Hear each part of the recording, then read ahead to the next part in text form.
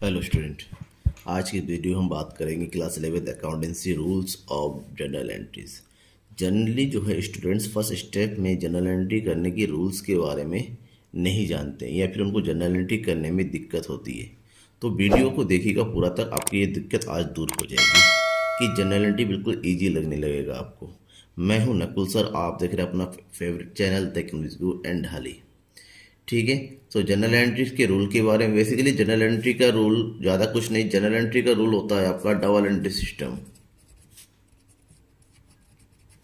Double entry system यानी कि double entry system का जो रूल होता है वही जनरल एंट्री का रूल होता है।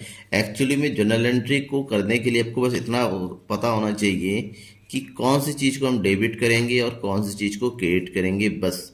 अगर आपको डेबिट और क्रेडिट के बारे में पता चल जाता है तो पूरी अकाउंटेंसी आपके लिए ईजी हो जाती है। क्योंकि जनरल एंट्री कुछ है नहीं, जनरल एंट्री बस ये है कि डेबिट क्या करना है और क्रेडिट किसे करना है। और इस चीज़ आपको पता चलेगा डबल एंट्री सिस्टम के अकॉर्डिंग, क्योंकि debit and credit double entry system का ही एक फॉर्म है। तो कुछ चीज़ें होती हैं, बेसिक चीज़ें। मैं आपको डबल एंट्री सिस्टम क्या है, इसकी डेफिनेशन वगैरह तो नहीं बताऊंगा, इसमें आपको जनरल एंट्री कैसे करनी है और इजी तरीके से कैसे करेंगे इस चीज़ को। तो जनरल एंट्री समझने के लिए आपको टाइप ऑफ अकाउंट्स पता होना चाहिए कि अकाउंट कितने टाइप के होते हैं। अकाउंट को तीन टाइप में बांटा गया है, तीन तरीके के अकाउंट है यहाँ पर। ठीक है। पर्सनल अकाउंट, रियल अकाउंट और नॉमिनल अकाउंट। तीन तरीके का अकाउंट है। पर्सनल अकाउंट, जहाँ पर अकाउंट किसी के नेम से बनाया जाता है। For example name of persons, जैसे राम अकाउंट, श्याम अकाउंट। ठीक है। एक्स अकाउंट, जैसे कैपिटल अकाउंट, कैपिटल अकाउंट जैसे X capital account, Y capital account. ठीक है।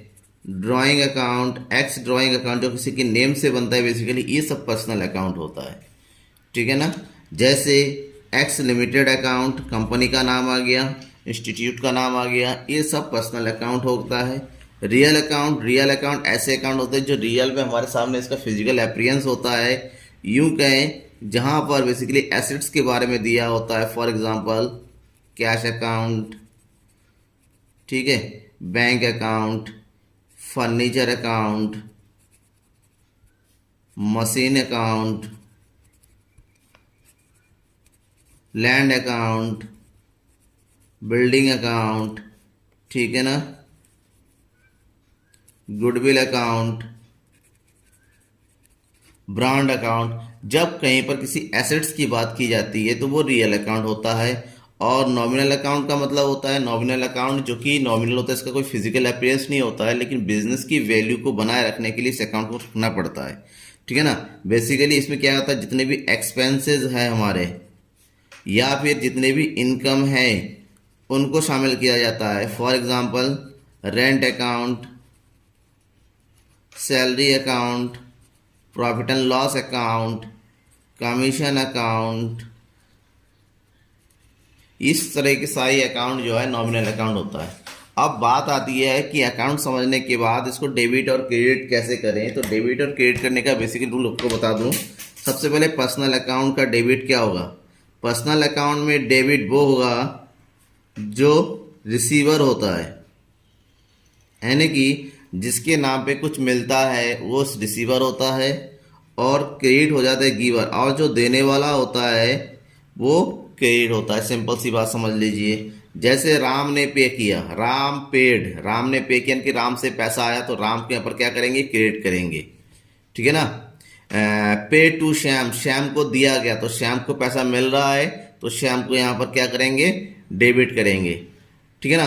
परचेज फ्रॉम एक्स, एक्स से परचेज किया तो एक्स ने बेचा है, एक्स से आया है सामान, purchase account debit to X करेंगे। तो यहाँ पर क्या होता है, देने वाला डेबिट और लेने वाला लेने वाला डेबिट और देने वाला क्रेडिट, इतना ध्यान में रखिएगा। अब रियल अकाउंट की बात करें। रियल अकाउंट में क्या होता है, रियल अकाउंट में भी सिंपल सी कॉन्सेप्ट को ध्यान में रखना है। ठीक है ना।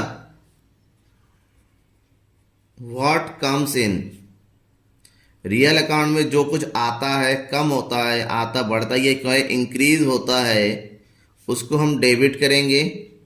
और दूसरा होता है व्हाट गोज आउट, क्रेडिट। ठीक है ना। अगर हमारे पास कैश आ रहा है तो डेबिट, कैश जा रहा है तो क्रेडिट। फर्नीचर खरीद के लेके आ रहे हैं, फर्नीचर है तो डेबिट, जा बेच दे रहे हैं तो क्रेडिट। इसी तरीके से कुछ खरीदते हैं, कुछ बढ़ता है, तो पैसा आता है तो डेबिट, पैसा जाता है, कुछ बेच देते हैं तो वो क्रेडिट। ठीक है ना। और नॉमिनल का बिल्कुल सिंपल रूल है, जितने भी एक्सपेंसेस है वो सारे आपके क्या हो जाएंगे, डेबिट हो जाएंगे। और जितने भी इनकम है, या फिर यूँ कहें इनकम, या फिर यूँ कहें प्रॉफिट है, वो सब क्या हो जाएगा, क्रेडिट। एक्सपेंसेस एंड लॉस आपका डेबिट होता है, इनकम एंड प्रॉफिट आपके क्रेडिट होते हैं। आप अगर इतना सा रूल आपके ध्यान में आ गया तो आपकी जर्नल एंट्री कभी ख़त्म नहीं होती, कभी गलत नहीं होगी। किस तरीके से, फॉर एग्जांपल एक छोटा सा एग्जांपल मैं बता दूं। सबसे पहला ट्रांजैक्शन इस तरह से होता है, started business with cash. Started business with cash, आप कहा कि इसकी एंट्री कैसे करेंगे। स्टार्टेड बिजनेस विद कैश का मतलब होता है कैश लगाया गया और बिजनेस शुरू किया गया। जिस जिस दिन बिजनेस शुरू किया जाता है, चाहे उसमें कैश लगा, कुछ भी लगा, वो कैश कन्वर्ट हो जाता है किसमें, कैपिटल में। तो फर्स्ट एंट्री जो होती है स्टार्ट करने की, कैश बिजनेस में आया, बिजनेस में कैश आया। कैश अगर आता है, मैंने पहले ही बता रखा है कि व्हाट कम्स इन, जो कुछ भी आता है इंक्रीज, कैश इज एसेट्स। अगर ये इंक्रीज हो रहा है तो डेबिट, और कैपिटल क्या होगा यहाँ पर, क्रेडिट। ठीक है ना। तो इसकी जनरल एंट्री का रूल क्या होता है, जनरल एंट्री करने का तो उसकी जो रूल होता है, ये इसका फॉर्मेट होता है। यहाँ पर बनाते हैं हम डेट का कॉलम, ये हो जाएगा आपका पार्टिकुलर्स, ये हो गया आपका LF, यहाँ हो जाएगा अमाउंट ऑफ डेबिट, और यहाँ पर होगा अमाउंट ऑफ क्रेडिट। ये इसकी बेसिक क्या है, फॉर्मेट है।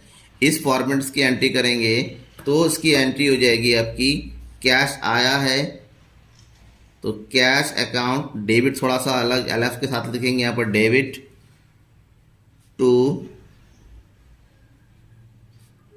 Capital account. ठीक है ना।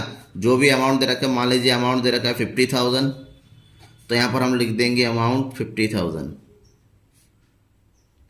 हाँ, जनरल एंट्री लिखने के बाद आपको ध्यान में ये रखना है कि नरेशन कंपलसरी है लिखना। नरेशन मीन्स ये जनरल एंट्री को क्यों किया जा रहा है, तो बीइंग स्टार्टेड बिजनेस विद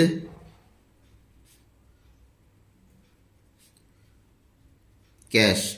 ठीक है ना। ये हो गया। एक दूसरा, एक और एग्जांपल ले लीजिए। मान लीजिए दे रखा है purchase goods for cash of ₹10,000। Transaction ये दिया हुआ है कि गुड्स परचेज किया गया कैश में।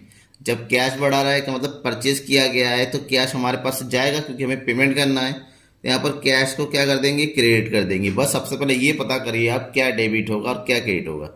अब हमने क्या किया, परचेज ऑफ गुड्स। जब भी जो बिजनेस होता है, गुड्स का परचेज किया जाता है तो परचेज अकाउंट को क्या कर दिया जाता है, डेबिट किया जाता है। सेल किया जाता है तो सेल को क्रेडिट किया जाता है।